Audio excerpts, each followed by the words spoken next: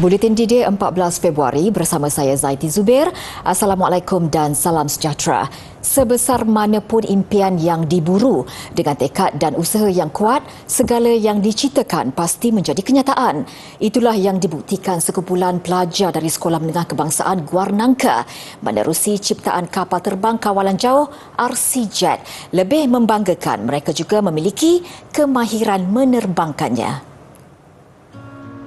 7 pelajar dari Sekolah Menengah Kebangsaan Guarnangka merupakan kumpulan pertama yang menjayakan projek Integrates Multiple Learning Outcomes to Students atau The Pilots. Menamakan mereka sebagai GN09 RC Club. Kumpulan ini terdiri daripada pelajar tingkatan 2 hingga 4 termasuk seorang pelajar perempuan. Menariknya, penghasilan RC-Jet berdasarkan silibus dari beberapa mata pelajaran, antaranya silibus daya dalam sains, silibus reka bentuk dan lakaran dari pendidikan seni visual, silibus komponen dalam reka bentuk dan teknologi RBT serta matematik. Mereka menggunakan silibus yang ada di dalam subjek-subjek tersebut untuk diintegrasikan merentas kurikulum, merentas subjek untuk belajar dalam silibus tersebut untuk digunakan menghasilkan RC-Jet ini. Sebab RC-Jet ini adalah RC-Jet yang bukan ready-made, tetapi RC yang dihasilkan sendiri oleh anak-anak di Guarnangka ini. Tambah Lili Maria Muhammad, projek itu sebagai pendorong kepada pelajar untuk menceburi bidang sains, teknologi, kejuruteraan dan matematik STEM. Melihat kepada keberhasilannya, projek itu diangkat sebagai program kebitaraan sekolah. Menurut penyelaras projek, Cikgu Abu Bakar Habin, usaha ini hasil kolaborasi bersama Pejabat Pendidikan Daerah Langkawi di bawah bimbingan Ketua Jurulatih RC-Jet Kebangsaan, Cikgu Romizam Sairizal Muhammad Sani.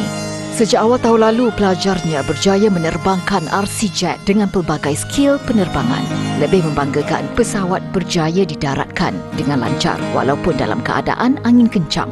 Bila buat macam-macam skill ni, kita akan rasa berpuas hati lah. Kita bangga dengan apa yang kita buat dan kita mahu meningkatkan skill apa yang kita buat tu. First yang saya buat tadi, terbalik invert. Yang kedua, cobra. Yang ketiga, spin. Saya baru belajar 3 tu. Macam kalau boleh terbangkan sendiri pun okey juga kan. Macam untuk perempuan ni kan tak ramai kalau yang nak jadi pilot kan. So kalau boleh belajar untuk terbangkan pilot tu sendiri, okey lah. RC-Jet yang dihasilkan dari cardboard foam ini mempunyai lebar 70 cm dengan panjang 110 cm. Ia dianggarkan seberat 450 gram termasuk bateri. Kos menghasilkannya termasuk alat kawalan jauh mencecah RM1,000. Apa sekalipun, projek ini satu kebanggaan buat SMK Guarnangka yang menjadi perintis projek RC-Jet setakat ini di Perlis. Budaya kitar semula yang diamalkan serta kerjasama ibu bapa, pelajar dan komuniti setempat membuahkan hasil apabila Sekolah Jenis Kebangsaan Cina SJKC Chunghua Pontian Johor menjuarai kategori kutipan dalam pertandingan kitar semula botol kaca. Melalui hubungan erat itu, SJKC Chunghua berjaya merekodkan kutipan tertinggi iaitu 4,645 kilogram botol kaca berjaya di kitar semula. Guru besarnya Ong Chiu Ai berkata, aktiviti kitar semula terutama botol kaca akan diteruskan walaupun pertandingan itu telah berakhir. Ya, memang kami akan continue lagi sebab ibu bapa memang dapat memberi sokongan yang begitu besar menggalakkan kepada sekolah kami. Sebab daripada bahan-bahan ini, contohnya SWM datang ambil dana-dana ini kami akan digunakan untuk membeli contohnya tong sampah ke ataupun cat untuk menaik taraf ke persekitaran sekolah lah. Juara kategori kutipan membawa pulang wang tunai RM500 beserta plak dan sijil penyertaan. Pertandingan jom kitar semula botol kaca selama 4 bulan bermula September tahun lalu menarik minat penyertaan 30 buah sekolah rendah di Johor. Sementara itu, kejayaan mengumpul sebanyak 24,000 kilogram botol kaca sepanjang pertandingan itu mendorong penganjur SWM Environment memperluas pelaksanaannya dengan penglibatan lebih banyak sekolah pada masa hadapan. Kalau dari segi kita nak ukur dari segi setiap kempen ataupun program-program yang kita laksanakan, contohnya seperti hari ini kita sasarkan 10,000 kilogram kita capai 24,000 kilogram. That will be the KPI yang kita boleh sasarkan ataupun kita boleh terjemahkan dari segi kepuasan ataupun penghasilan outcome daripada program-program tersebut. Tambahnya, impak kutipan 24,000 kilogram botol kaca itu mendorong penurunan 68,640 kilogram karbon dioksida bertepatan dengan pendirian kerajaan negeri melalui inisiatif Johor Bersih. Beliau berkata demikian dalam sidang media selepas majlis penutup dan penyampaian hadiah pertandingan Jom Gitar Semula Botol Kaca di Auditorium Jotik Johor semalam. Seramai 1,000 pelajar dari 21 buah sekolah di seluruh negeri Pulau Pinang menerima bantuan persekolahan yang disalurkan Yayasan Amal Tuan yang terutama yang di Pertuan Negeri Pulau Pinang menerusi peruntukan RM250,000 bagi sesi persekolahan 2023. Menerusi inisiatif itu, yayasan tersebut menyediakan bantuan baucer RM250 kepada setiap murid dan pelajar daripada golongan B40 untuk menyediakan kelengkapan persekolahan. Ketua Pegawai Eksekutifnya, Datuk Seri Rozali Mohamad berkata bantuan yang disalurkan sebelum bermulanya cuti persekolahan itu bakal memudahkan ibu bapa untuk membuat persediaan anak-anak mereka. Katanya, baucer terbabit boleh digunakan di mana-mana 6 cawangan terpilih Maidin, wilayah utara. Menghadiri program Educare kembali ke sekolah di Maidin Bertam, beliau mengulas ini merupakan bantuan kali pertama yang disalurkan pihak yayasan buat tahun ini dan pihaknya komited untuk meneruskan program seumpama ini bagi membantu meringankan beban golongan memerlukan. Sumbangan kepada penerima bantuan itu disempurnakan yang di Pertua Negeri Pulau Pinang, Tun Ahmad Fuzi Abdul Razak dan majlis turut dihadiri Timbalan Ketua Menteri 1, Datuk Ahmad Zakiyuddin Abdul Rahman.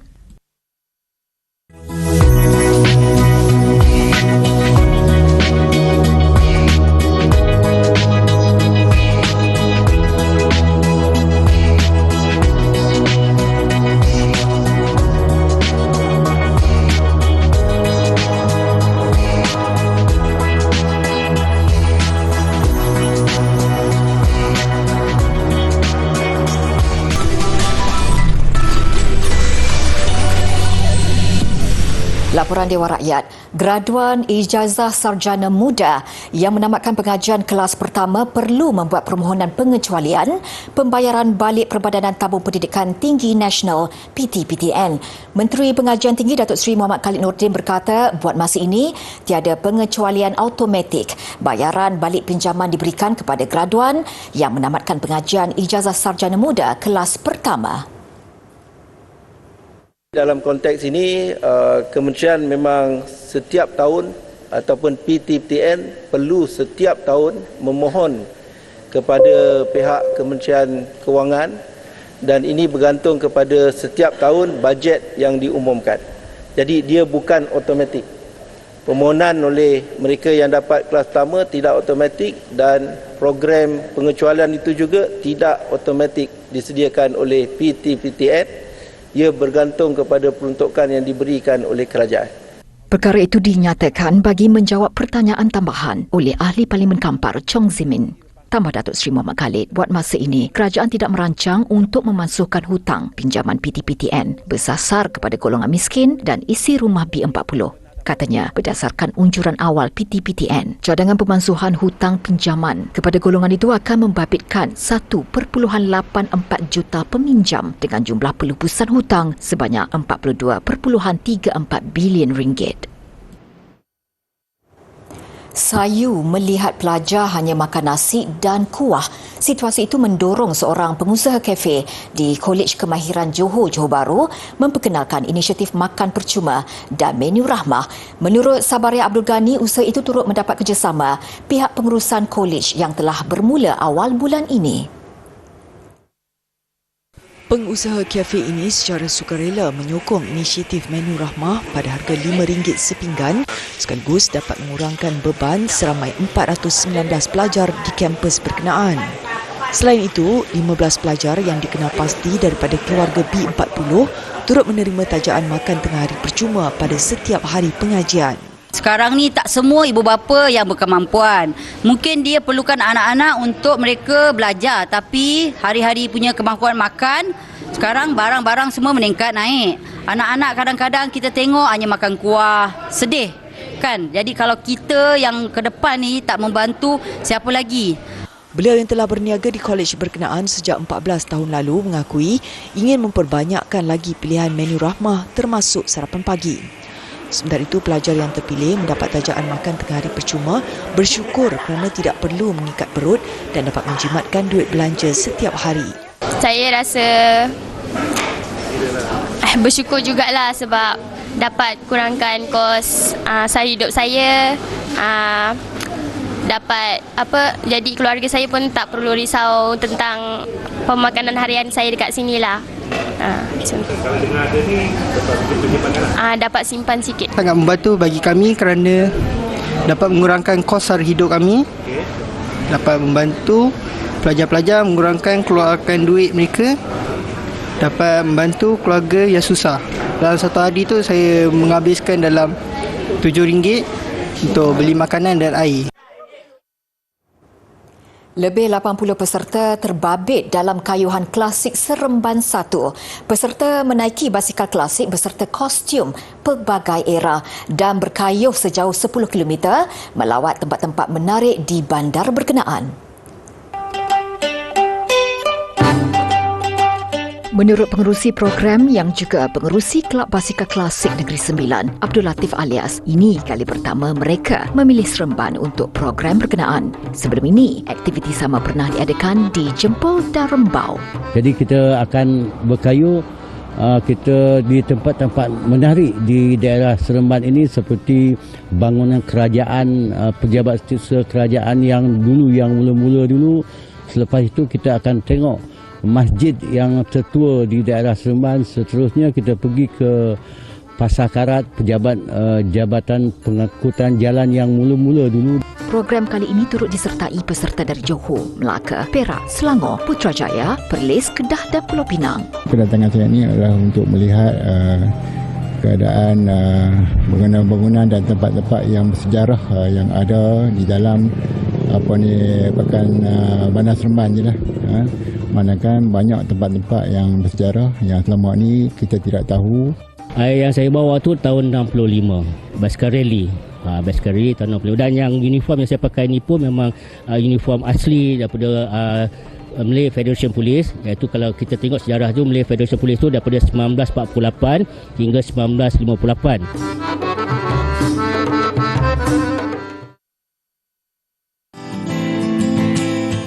Hari ini kita akan belajar tentang salah satu dari komponen asas dalam nyanyian, iaitu suara. Suara itu adalah sangat penting untuk kita menyanyi. Kalau kita menyanyi dengan ton yang betul, ton yang lunak, sangat cantik, supaya sesebuah persembahan itu lagi bagus. Kalau kita mendapat suara yang bagus, tapi tidak semestinya kita menjadi seorang penyanyi yang hebat jika kita tidak memenuhi semua 5 komponen asas dalam nyanyian. Kita ada terdapat 4 jenis suara, iaitu soprano, alto, tenor dengan bass. Di dalam kumpulan suara perempuan, iaitu soprano untuk suara tinggi, alto untuk suara rendah, tenor untuk suara tinggi bagi lelaki dan bass untuk suara lelaki yang rendah. Cikgu akan bagi contoh bagi suara bagi soprano, alto, tenor dengan bass.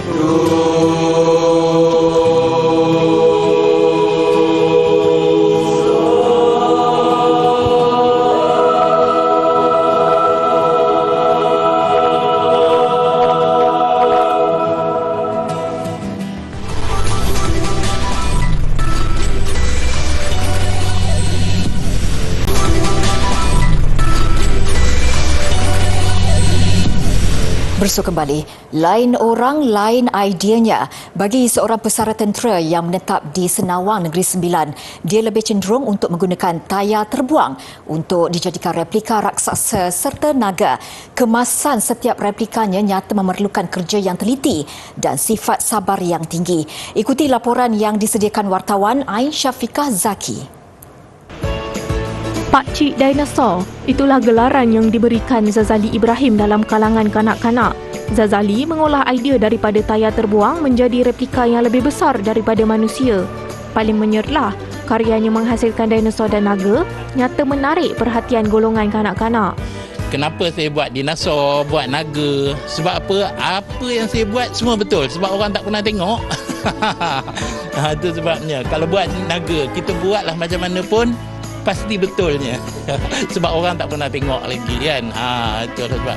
Kalau saya buat burung helang apa semua, kita kena fokus betul-betul nak nampak supaya tak nampak jadi ayam kan.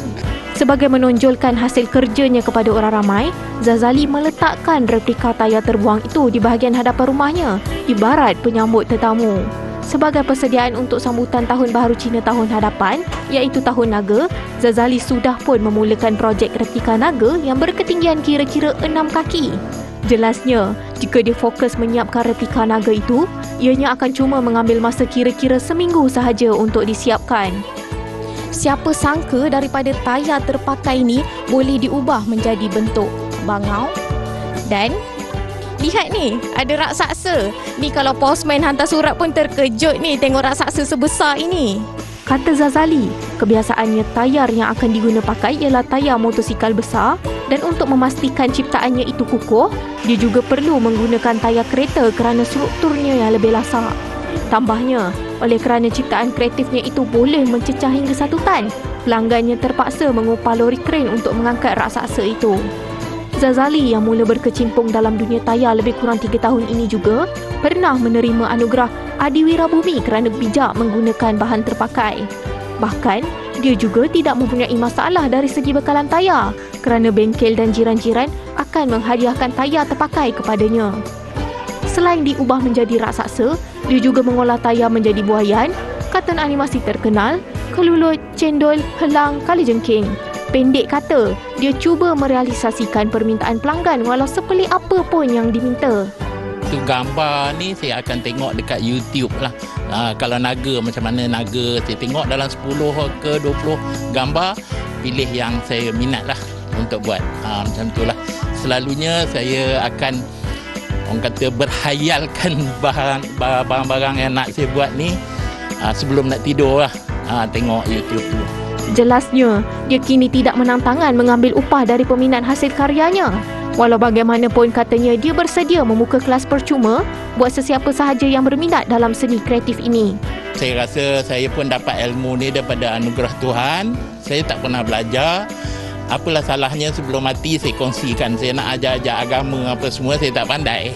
Tuhan dah bagi anugerah macam ni, kita kongsikanlah kepada yang berhajat nak belajar. Sebab benda-benda macam ni tak boleh paksa. Sebab hanya orang yang berminat je. Lepas tu lagi satu, kalau orang yang dah tak ada kerja sangat, sebab apa, daripada tayar terbuang ni, sebiji tayar yang orang buang tu, kita boleh jadikan lebih kurang RM10 satu. Ansyafiqah Zaki melaporkan. Teater musikal Disney Frozen yang kini dipentaskan di Teater Marina Bay Sands cukup mempesona dan membawa dunia magis Disney di depan mata. Bermula sejak 5 Februari lalu, persembahan yang dijadualkan berlangsung selama 6 minggu sehingga 19 Mac itu pastinya mengujakan ramai, terutama peminat tegar kisah dua gadis bersaudara itu.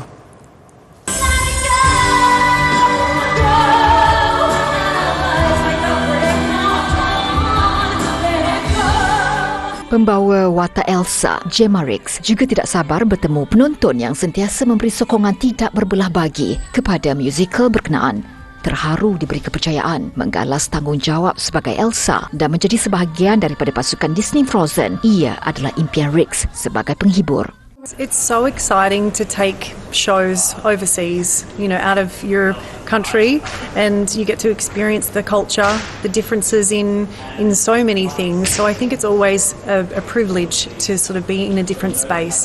Selain plot menarik, kostum serta rekaan pentas juga antara magis musikal terbabit.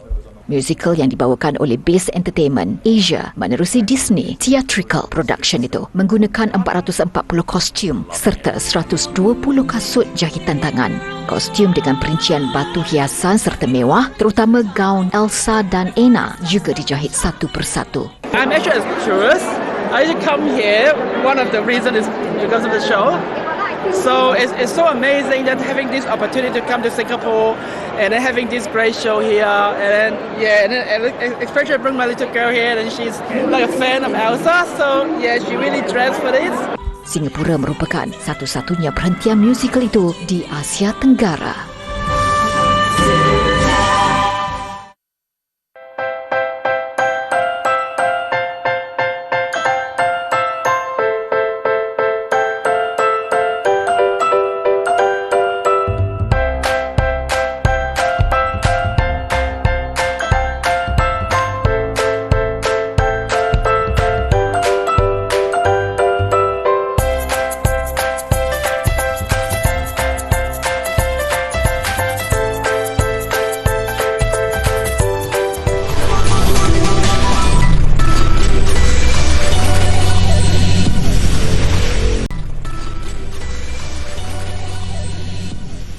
Laporan sukan, biarpun berdepan kekurangan daripada segi fizikal dan teknologi kerusi roda berbanding negara lawan, ia tidak mematahkan semangat pasukan rugby kerusi roda kebangsaan untuk terus berjuang di persada antarabangsa.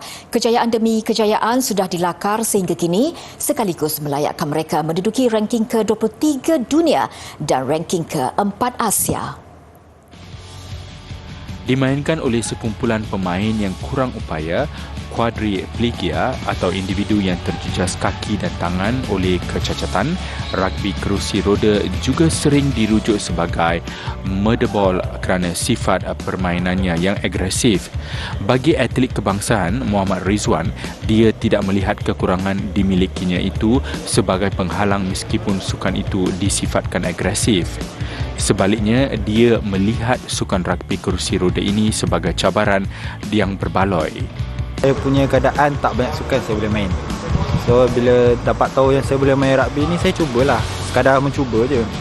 So bila dah main dalam 2-3 kali tu, dia jadi rasa seronok. Bagi saya, kalau rasa halangan tu atas diri lah. Sebab kita yang buat pilihan. Kalau kita rasa benda tu tak boleh, tak boleh lah. Kalau kita rasa boleh, boleh. Sebab kalau kita limitkan kita punya keupayaan, dia akan limit takat tu je. So kita kena cabar diri kita lebih daripada limit. Seorang lagi atlet kebangsaan, Hafiz Haikal, tidak menyangkal bahawa pelbagai kejayaan manis telah diraih sepanjang 10 tahun pembabitannya. Antara kejayaan manisnya memenangi pingat gangsa di Sukan Para Asia Incheon, Korea Selatan 9 tahun lalu. Sukan OKU ni orang tak kenal sangat kan. So macam kita pun rasa tersisih lah. Tapi kita sebenarnya kita nak orang tahu yang sukan OKU ni ada semua. Lagi-lagi wheelchair rugby ni, orang tak tahu pun ada wheelchair rugby. So saya macam bersyukur lah saya boleh pergi sejauh ni dengan saya punya tim. Untuk rekod, sukan rugby kerusi roda sudah diperkenalkan di Malaysia sejak 2010.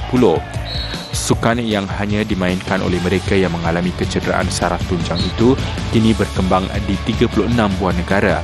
9 daripada termasuk Malaysia dikategorikan sebagai negara pembangunan sukan ini. Bola sepak Liga Argentina Primera Division, saingan yang baru memasuki perlawanan ketiga kempen menyaksikan River Plate bangkit dari ketinggalan untuk mengatasi Argentina Juniors 2-1. River Plate turun di halaman sendiri menerima kunjungan Argentina Juniors di Buenos Aires. Kevin McAllister meletakkan tuan rumah di dalam keadaan tertekan apabila menjaringkan gol pendahuluan pasukan 2 minit sebelum rehat. Kekasaran dilakukan pelawat minit ke-48 menyebabkan mereka dihukum dengan sepakan penalti. Peluang dimiliki Miguel Angel Borja itu tidak disia-siakan untuk menyamakan kedudukan 1-1. Nasib malang sekali lagi menimpa Argentina Juniors selepas bola terkena tangan di dalam kotak sendiri. Sepakan penalti kedua diambil sebaiknya Ezequiel Barco sekaligus memastikan kemenangan 2-1 River Plate. Gelagat peminat komik lengkap berpakaian kostum karakter kegemaran masing-masing di Festival Comic Con di Mumbai, India mengakhiri buletin didik. Saya Zaiti Zubir, salam hormat dan kita jumpa lagi.